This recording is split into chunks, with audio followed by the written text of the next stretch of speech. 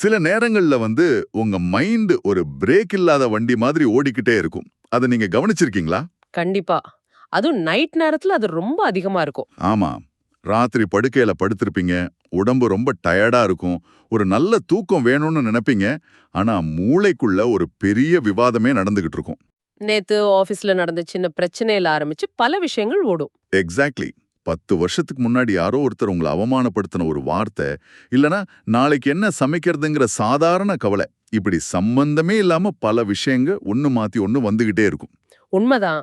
நம்ம எல்லாருமே இந்த ஓவர் திங்கிங் பிரச்சனைய ஏதோ ஒரு கட்டத்துல ஃபேஸ் பண்ணியிருப்போம். அதனால தான் இன்னைக்கு இந்த ஆழமான அலசல்ல இது ஏன் நடக்குது, இந்த ஓயாத மனசை எப்படி புரிஞ்சுக்கிறதுன்னு நம்ம பார்க்க போறோம். உங்களுக்காக ஒரு சூப்பரான சோர்ஸ் வச்சிருக்கோம். ஆமாங்க. இந்த மனசுங்கிற விஷயத்த அணுகுறதுக்கு ஒரு மிகச்சிறந்த வழிகாட்டுதல் ஸ்ரீமத் சுவாமி சித்பவானந்தர் எழுதிய டெய்லி டிவைன் டைஜஸ்ட், அதாவது தினசரி தெய்வீக தொகுப்பு அப்படிங்கிற புத்தகத்துல இருக்கு. அதுல ஏப்ரல் 7ஆம் தேதிக்கான ஒரு சின்ன குறிப்பு, வேவ்ஸ் இன் த மைண்ட், அதாவது மனதில் உள்ள அலைகள் அப்படிங்கிற தலைப்புல அமைஞ்சிருக்கு. ரொம்ப ரொம்ப சின்ன குறிப்பு தான். ஆனா மனச பத்தின மிகச் சிக்கலான உளவியல ரொம்ப எளிமையான ஆங்கில வரிகள்ல அவர் கொடுத்திருக்கார். இப்ப இந்த ஆழமான அலசல்ல நம்ம ஒரு புது அப்ரோச் பண்ண போறோம். அந்த மூல ஆதாரத்துல இருக்கிற ஆங்கில வரிகளை நான் படிக்க போறேன். அந்த வரிகளோட தத்துவத்தையும் அதுக்குள்ள இருக்கிற லாஜிக்கையும் நம்ம அன்றாட பேச்சு தமிழ்ல நான் உங்களுக்கு விளக்க போறேன். சூப்பர். அந்த புத்தகத்துல ஆரம்பமே ஒரு அற்புதமான விஷுவல் மெட்டஃபர் மூலமா தொடங்குது. Let's unpack this. அந்த முதல் ஆங்கில வரி இதுதான்.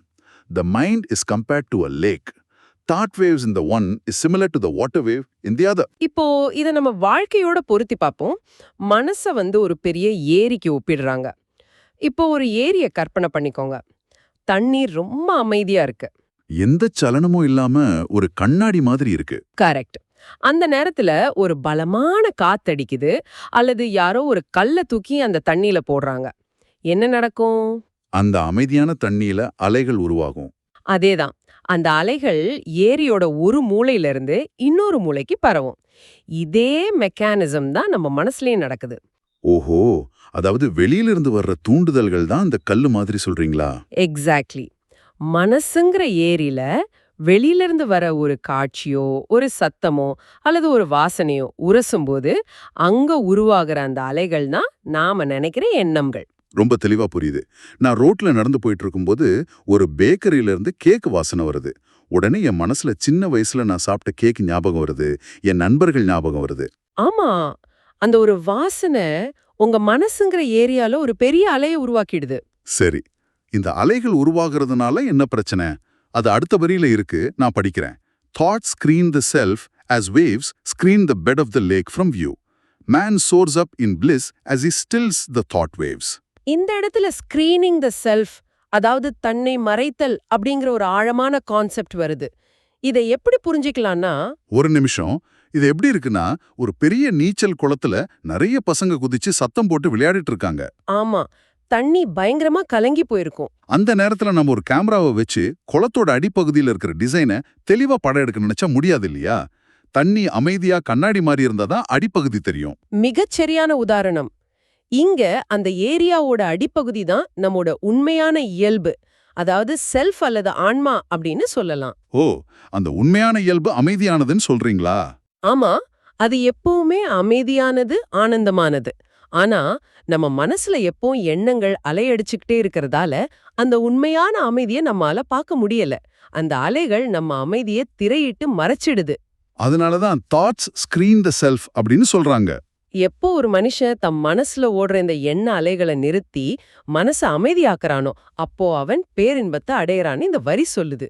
வாவ், கேட்கறதுக்கு ரொம்ப லாஜிக்கலாவும் ஒரு ஈஸியான ஈக்குவேஷன் மாதிரி இருக்கு. தண்ணி அமைதியாக்குனா அடிப்பகுதி தெரியும், எண்ணங்கள் அமைதியாக்குனா பேரின்பம் கிடைக்கும். ஆனா பிராக்டிக்கலா இது எவ்வளவு பெரிய சவால்னு நமக்கே தெரியும் இல்லையா? ஆமாங்க, அதுதான் பெரிய பிரச்சனையே.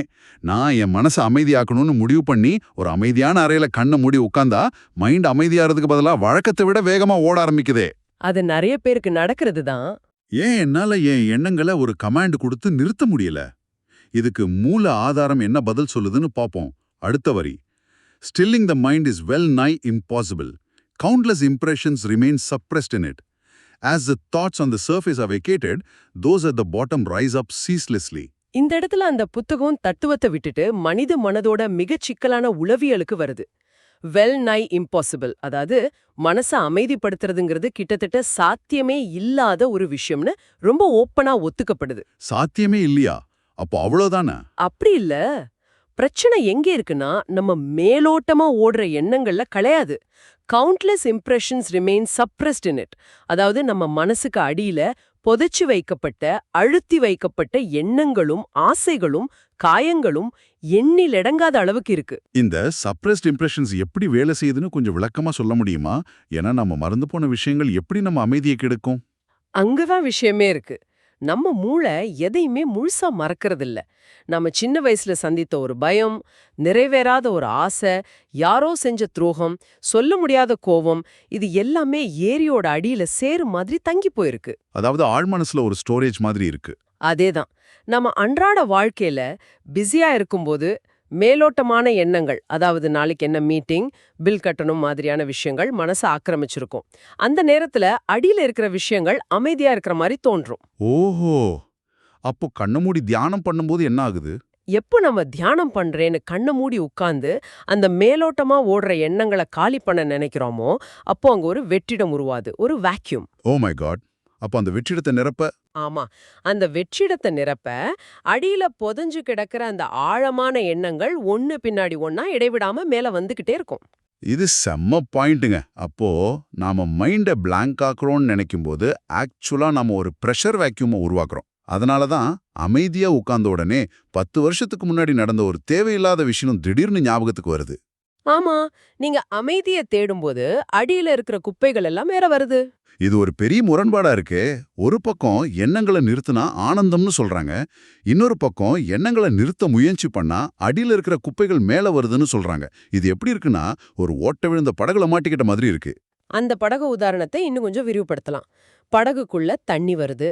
நாம என்ன பண்றோம்? ஒரு சின்ன கப்பைய வச்சு மேல இருக்கிற தண்ணிய மொண்டு மொண்டு வெளிய ஊத்துறோம். ஆனா நாம தண்ணிய வெளியேத்த படகோட அடியில இருக்கிற பெரிய ஓட்ட வழியா இன்னும் அதிகமா தண்ணி உள்ள வந்துகிட்டே இருக்கும். கரெக்ட்.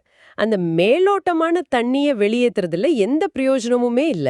நீங்க எவ்வளவு ஸ்பீடா தண்ணிய மொண்டு ஊத்தினாலும் அடியில ஓட்ட இருக்கிற வரைக்கும் படகு முழுகத்தான் செய்யும்.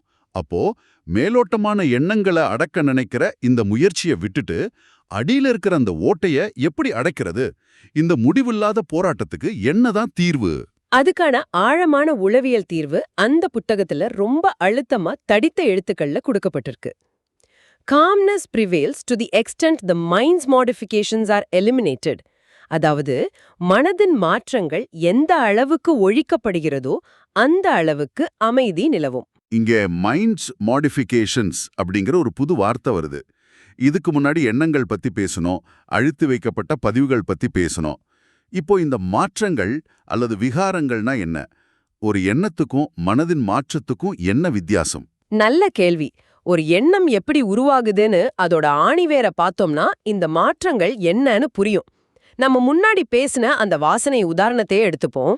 அந்த பேக்கரி கேக் வாசனை. ஆமா, ஒரு பேக்கரியில இருந்து கேக் வாசனை வருது. அந்த வாசனைங்கிறது வெறும் ஒரு தகவல், ஒரு டேட்டா. அத மூளை உள்வாங்குது. அது ஒரு இயல்பான செயல். இதுல எந்த பிரச்சனையும் இல்லையே. பிரச்சனை இங்க இல்ல. ஆனா நம்ம மனசு அந்த வாசனைய அப்படியே விட்டுடுறதில்ல. இந்த கேக் எனக்கு ரொம்ப பிடிக்கும், சின்ன வயசுல என் பாட்டி இதை சுட்டு கொடுப்பாங்க, இப்போ அந்த பாட்டி இல்லையே அப்படின்னு மனசு ஒரு முடிச்ச போடுது பாத்தீங்களா? ஓஹோ, ஒரு இமோஷனல் லிங்க் கிரியேட் ஆகுது. ஆமா, இது பிடிச்சிருக்கு, இது பிடிக்கல, இது வேணும், இது வேணான்னு ஒரு பிரிவினை பார்த்து ஒரு எமோஷனல் ரியாக்ஷனை உருவாக்குது. அந்த ரியாக்ஷன் தான் மைண்ட்ஸ் மாடிஃபிகேஷன். அதாவது ஒரு சாதாரண தகவலை ஒரு உணர்ச்சிகரமான அலையா மாத்திர அந்த மெக்கானிசம் தான் இதுன்னு சொல்றீங்க. எக்ஸாக்ட்லி. சோ நம்ம எண்ணங்களை எதிர்த்து போராடக்கூடாது. எண்ணங்களை உருவாக்குற அந்த ரியாக்ஷனை, அந்த அட்டாச்மெண்ட்டை தான் சரி பண்ணணும். அப்ப அந்த ஓட்டப்படகுல ஓட்டங்கிறது நம்ம ஈகோ, ஒரு பொருள் மேல இருக்கிற அதீத ஆசை அல்லது ஒருத்தர் மேல இருக்கிற அளவு கடந்த கோபம், இதெல்லாம் தான் அந்த அடிப்படையான மாற்றங்கள். அதைத்தான் நம்ம படகு உதாரணத்தோட இணைச்சு பார்க்கணும். எனக்கு இதுதான் வேணும், ஏன் ஈகோ ஜெயிக்கணும் அப்படிங்கிற அந்த அடிப்படை மாற்றங்களை, அந்த ரூட் காஸை சரி செய்யாம நீங்க வெறும் எண்ணங்களை மட்டும் கண்ட்ரோல் பண்ண முயற்சி பண்றது சாத்தியமில்லாத ஒண்ணு. ஆனா ஒரு சம்பவத்தை பார்க்கும்போது அதுல விருப்பு வெறுப்பு இல்லாம அது அப்படியே ஏத்துக்கிற பக்குவம் எப்ப வருதோ அப்ப மனசின் மாற்றங்கள் குறைய ஆரம்பிக்கும்னு சொல்றீங்க. ஆமா, அந்த மாற்றங்கள் குறைய குறைய ஏரியில அலைகள் உருவாகிறது தானா நிக்கும். அப்போ உண்மையான அமைதி நிலவும். இது சாதாரண விஷயம் கிடையாதுங்க. ஏன்னா மனிதனா பிறந்த எல்லாருக்குமே விருப்பு இருக்கு. என்னதான் லாஜிக்கலா என் மனசின் மாற்றங்களை நான் குறைக்கணும்னு நினைச்சாலும் கோபம் வரும்போது கோபம் வருது, பயம் வரும்போது பயம் வருது. அதுதான் மனித இயல்பு. நம்ம மனசோட அடிப்படை அமைப்பிய மாத்தி அமைக்கிறது எவ்வளோ பெரிய வேலை. இது இவ்ளோ கஷ்டம்னா இதை யாராவது நிஜமாவே செஞ்சிருக்காங்களா? இந்த சவால் எந்த அளவுக்கு கடினமானது அப்படிங்கறத விளக்கறதுக்கு மூல ஆதாரம் கடைசியா ஒரு மிகச்சிறந்த மேற்கோளோட முடியுது. அது ஒரு சாதாரண மனிதர் சொன்னதில்ல. தமிழ்நாட்டோட மிகச்சிறந்த ஆன்மீக ஞானிகளில் ஒருவரான தாயுமானவர் சொன்ன வரி. அந்த வரி உண்மையிலே என்ன ரொம்ப யோசிக்க வச்சுது. அந்த ஆங்கில மொழிபெயர்ப்பு கேட்கறேன் கேளுங்க. All miracles are possible, but pacifying the mind is the hardest. Lord, may I achieve it by thy grace. இது ரொம்ப பிரபலமான கந்துகிரி கரியை அப்படிங்கிற தாய்மானவர் பாடலோட சாராம்சம். அதாவது உலகத்துல எப்பேற்பட்ட அற்புதங்களை வேணும்னாலும் ஒரு மனிதன் தன் பயிற்சியால செஞ்சிடலாம். நெருப்பு மேல நடக்கலாம், தண்ணி மேல நடக்கலாம், கொடிய விலங்குகளை கூட கட்டுப்படுத்தலாம். ஆமா, இதெல்லாம் பெரிய மாயாஜாலங்கள்.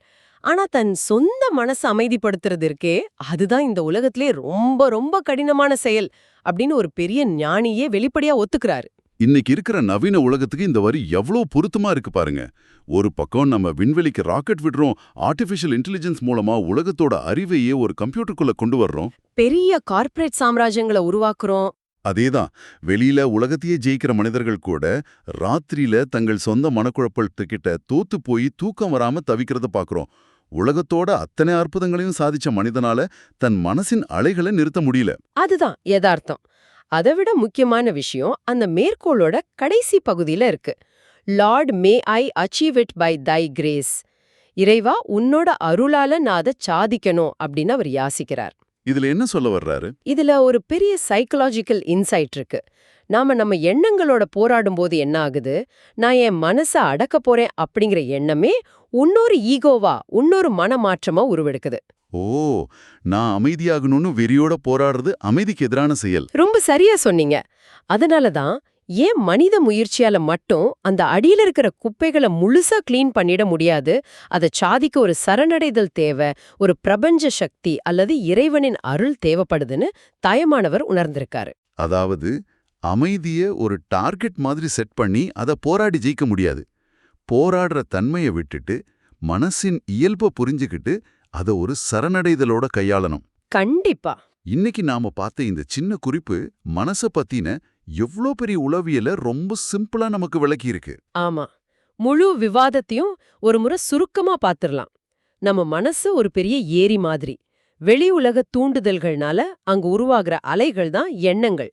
அந்த அலைகள் ஓயும் போதுதான் நம்ம உண்மையான பேரின்பத்தை நாம பார்க்க முடியும். ஆனா அந்த அலைகளை மேலோட்டமா அடக்க நினைச்சா மனசுக்கு அடியில பொறிஞ்சு கிடக்கிற எண்ணங்கள் அந்த வாக்யூம் காரணமா மேல வந்துகிட்டே இருக்கும். ஆமா, அதனால எண்ணங்களோட போராடுறத விட்டுட்டு அந்த எண்ணங்களை உருவாக்குற மனதோட அடிப்படை மாற்றங்களை, அந்த ரியாக்ஷன்களை ஒழிக்கணும்.